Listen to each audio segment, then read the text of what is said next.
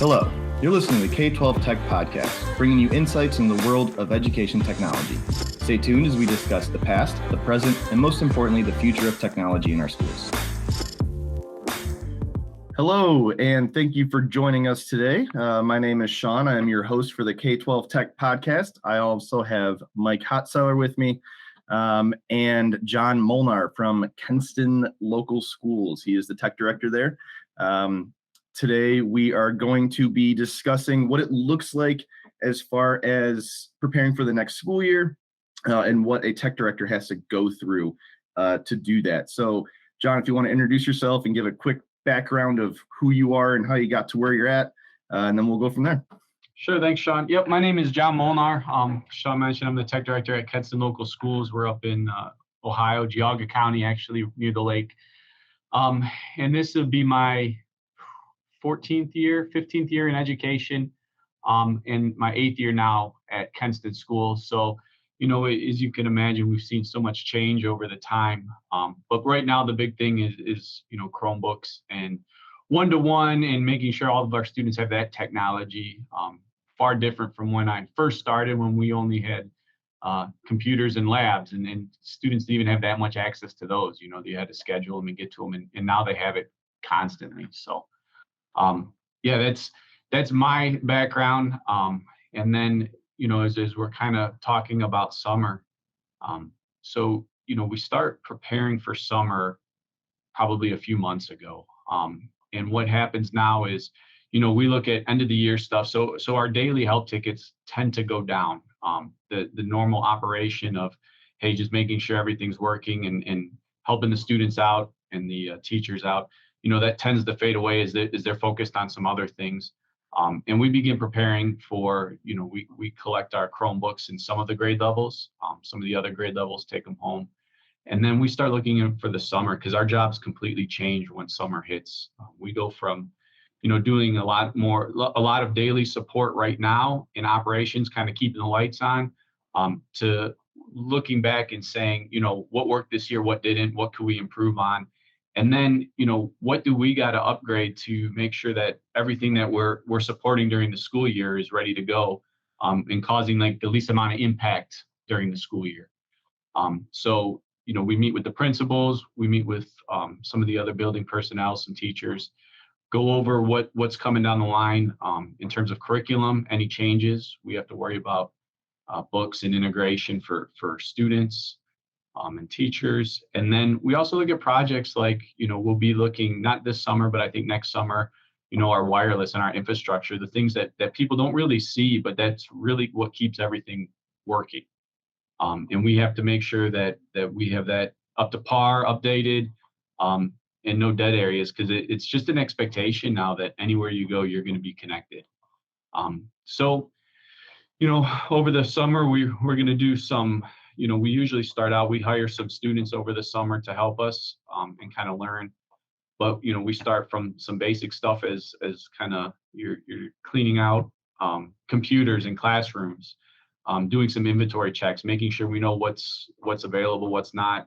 I send the kids around to each classroom. They blow out the computers, make sure the computers are up to date. Our records match what's out there still.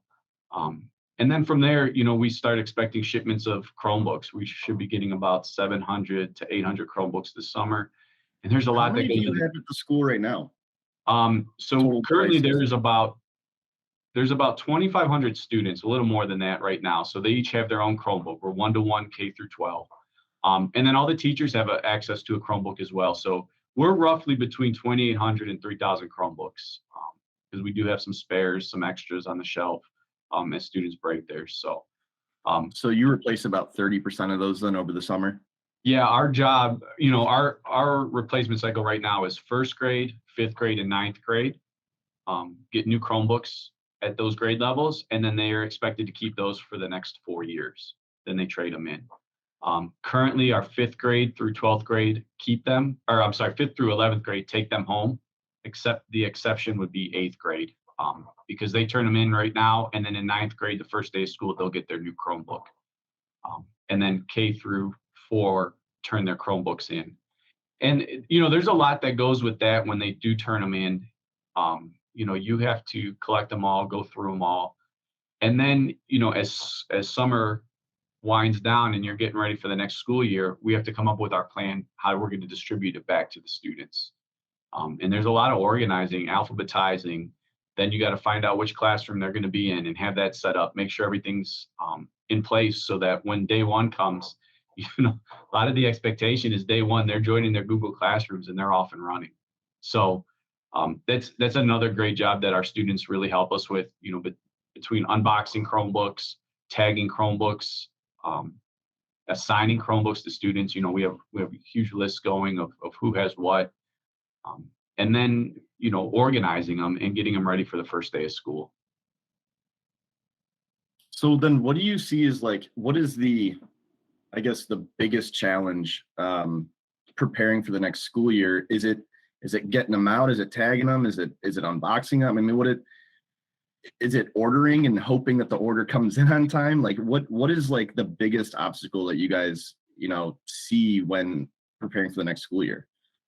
Yeah, so I would say the last 2 years, I would go with ordering and hoping that everything's here on time. I mean, there's, when you're doing budgets for the next year, we're almost jumping a year ahead, right? Because the stuff I need to order, I can't wait till July 1. The school district's fiscal period is usually July 1 to July 1. So, when you're budgeting, there was a lot of times, especially years ago, where you couldn't start ordering your stuff till July 1. And it wasn't a huge deal. Your computers would come in a couple of weeks, you get them set up, you have plenty of time. But now school's starting earlier. We're starting school the middle of August.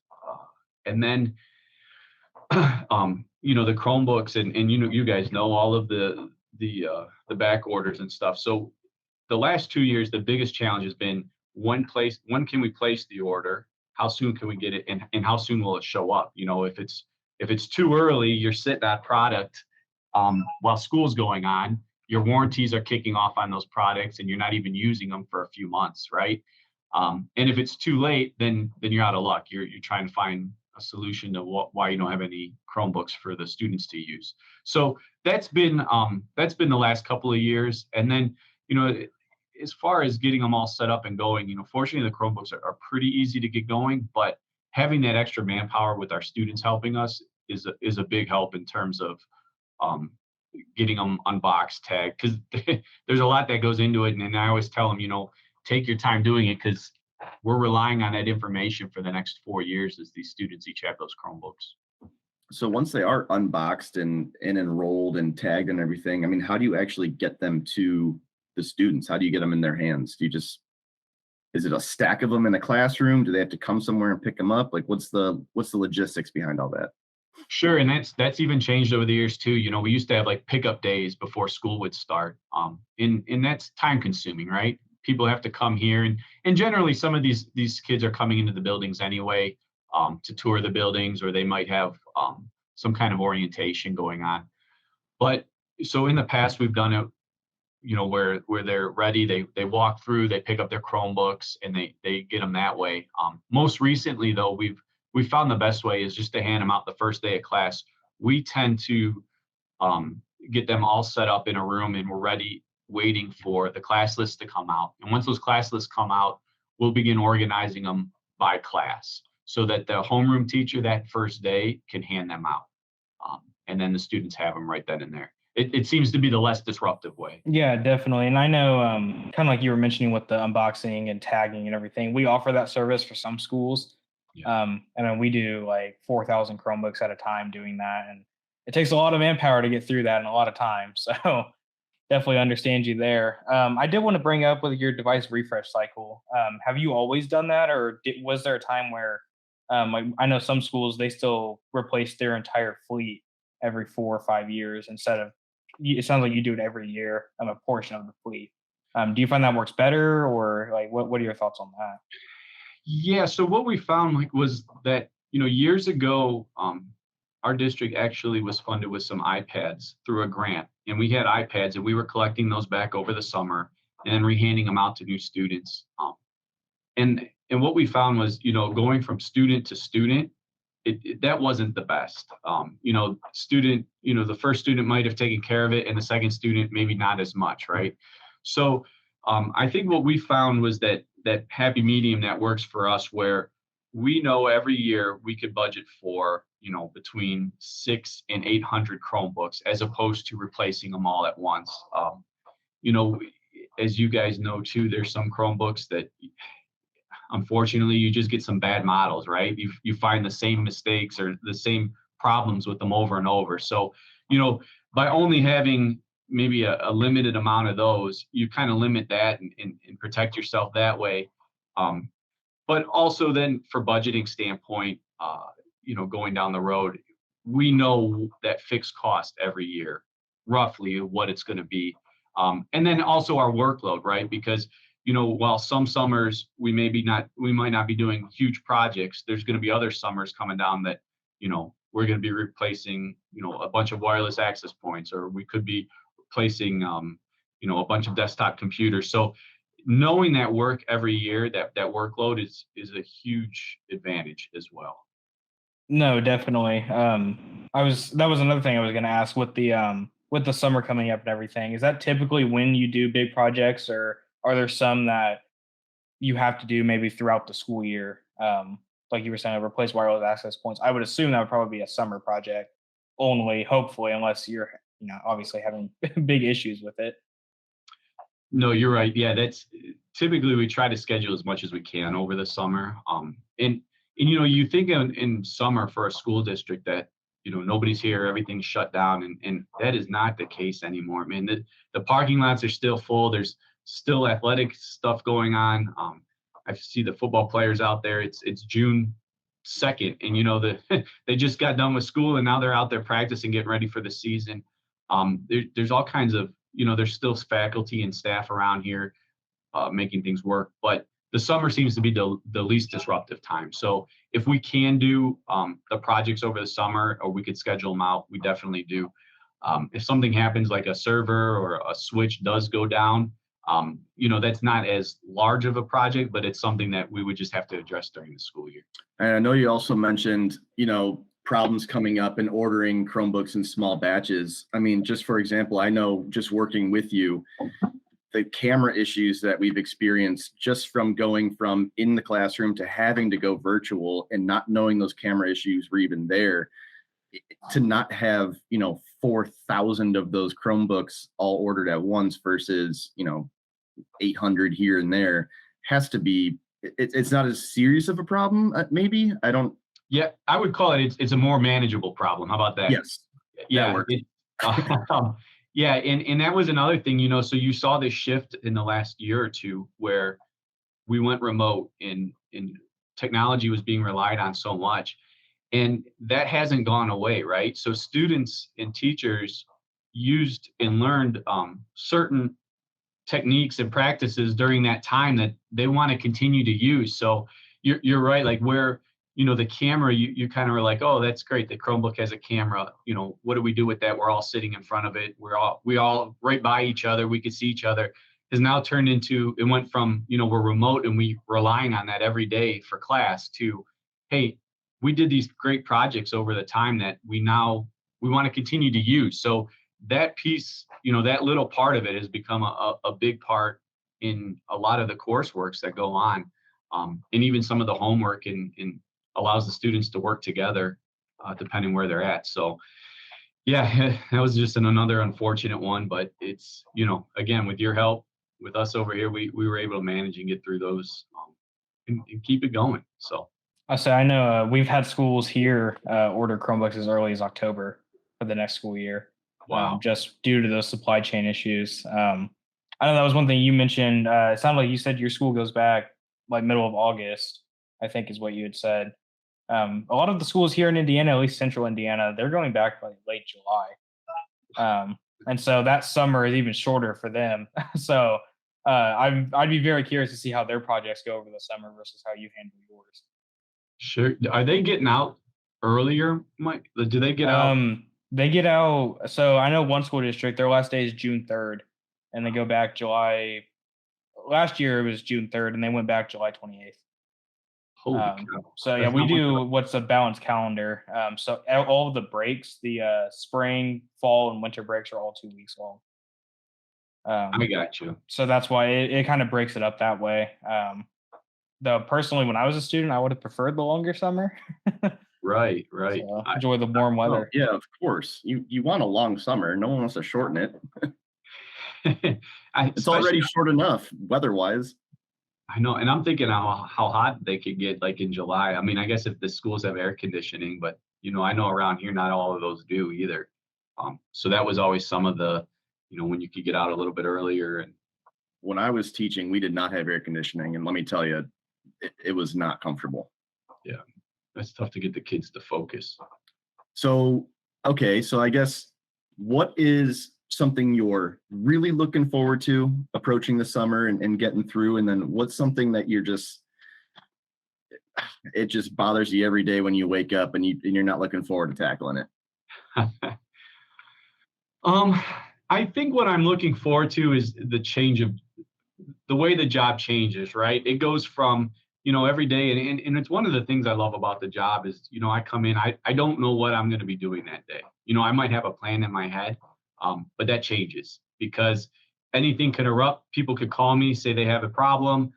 Something might break, something might not work, or it could be a smooth sailing day and I get done what I was hoping to get done. So, I like the change of pace that comes in the summer where we have things planned out. We get to accomplish some things and check them off and say, hey, we got this done. We got this done. We got this done. So I think that's probably what I enjoy most. And then, as summer kind of winds down, I get to the point where I'm ready to see everybody come back in the buildings and get to work that way. Cause I truly do enjoy working with everybody and helping them out. But when it comes to things I'm not looking, I'll tell you the things that keep me up at night is waiting to get started on some of the projects, right? Making sure that the stuff arrives on time. Sometimes I overthink things like, is it going to be here? Is it going to go smoothly? Is the order going to be correct? The things that are out of my control. Because I know once everything's here and ready to go, you could put in time. We got a great team here, a great system. So that never bothers me. I'm never too worried about that. But it's when it comes to when the stuff's going to show up. And knock on wood, I think we'll be in good shape this year. But it's that, and then starting to plan it. One thing too I could talk about is there's something called E-rate for school districts where we get some funding for specific projects, right? Connectivity projects in terms of our internet, and they've expanded that to wireless access points and network switches. And those are things that, as soon as school is starting, like September, we're actually planning for that stuff now that we're not going to even replace it until next summer. But we have to start planning now because we have to be able to file that paperwork. As early as September and October, you could begin filing that paperwork. And then making sure that you have all of that stuff lined up. So, in the back of my head, as I'm thinking like, oh, summer and we're under control here, I'm always also thinking about that stuff. So it's just a constant.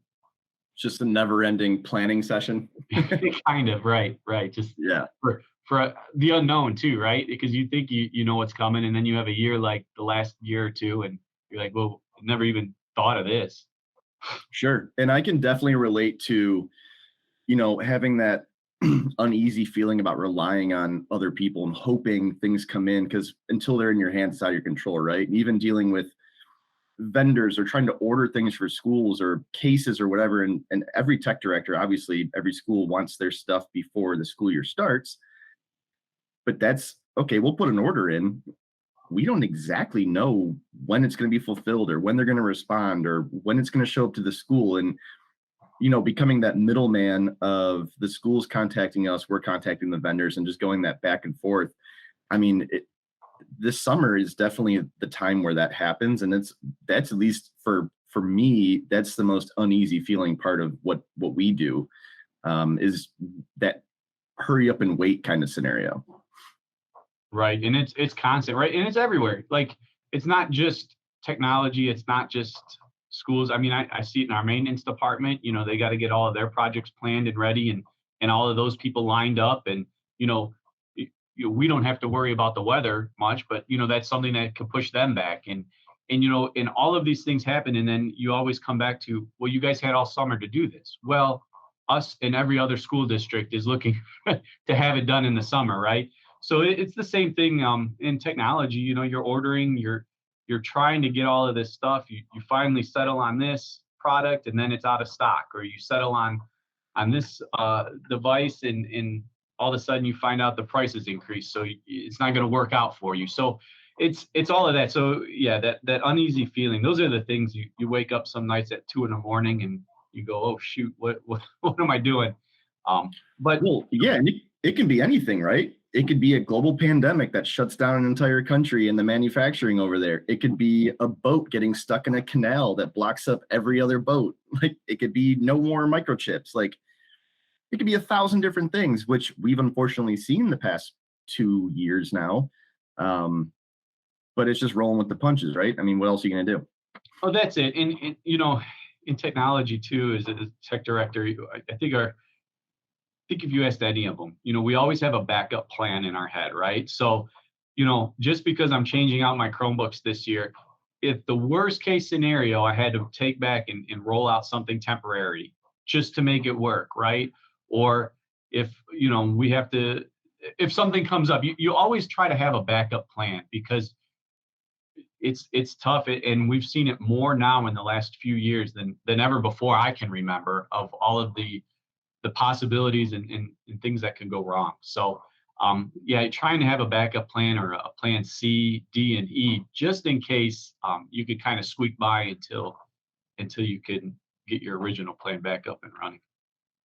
Yeah, I think, yeah, I would agree. I would say that every school that at least we've worked with so far has definitely had a backup plan, even if it's just those loaner devices that maybe on their last year, or whatever of service. Just having that, like, maybe we can get by with this, versus back in the day we had textbooks. Right. So you could take a book home.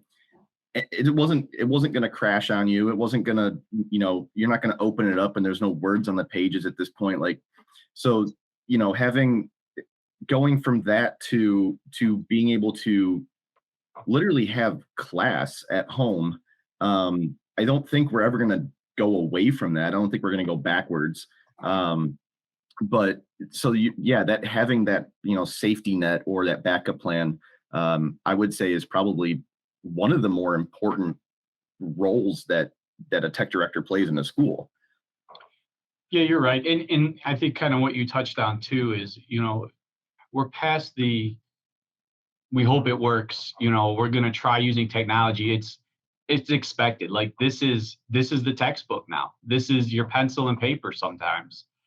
This is your tests that you have to, you need this to take the tests. And, unfortunately, it doesn't, there are times when there's things out of your control. Like, last year I could tell you we had a storm, and it knocked out our fiber line, and we truly had one full day of school where we had no internet while they were working to repair it. Just nothing we could do. And, it was kind of neat to see some of the things the teachers came up with and used their backup plans with, right, to make the day work. But, fortunately, it wasn't like a testing day, because there's state tests that have to be done online. And, they give you some leeway too. There's windows, but there's a lot of planning that the schools and the administrators go through to make these days work and line up and make sure they have the support for what they need. So yeah, that's always, you got to have a good backup plan, and even a plan C, because all those things out of your control are what makes, it makes the job challenging at times, but kind of fun too, right? It's kind of fun to scramble every once in a while and make sure you still got it. I'll say, kind of give another example of that whole backup plan situation.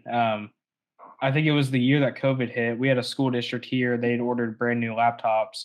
They didn't arrive, when they were supposed to. So we worked with another school district, another one of our clients. We got all of their old devices, gave them to that school. They didn't get their new ones for the whole year, just that way they could, continue doing class online and everything. Because, like you said, that is their textbook. Right. Yeah, it's those kind of logistics that they're not ideal, but you kind of get creative, right? And it's nice to have a partner to be able to work with and say, hey, what do you guys got? How can you guys help us out? Because that goes a long way, right? Because I mean, I remember stuff like that. If we're in trouble here and somebody can help us out, you always try to repay the favor or pass along the good words. So. Yep, absolutely. Well, John, that's all I have for you, man. I appreciate your time. I hope coming up to the end of the school year here treats you well. Well, thanks, guys. I appreciate it. And yeah, thanks for everything you guys help us with too. It's like I said, it's nice to have somebody you can rely on to help us keep our daily routines going. So we'll talk soon, Sean. All right.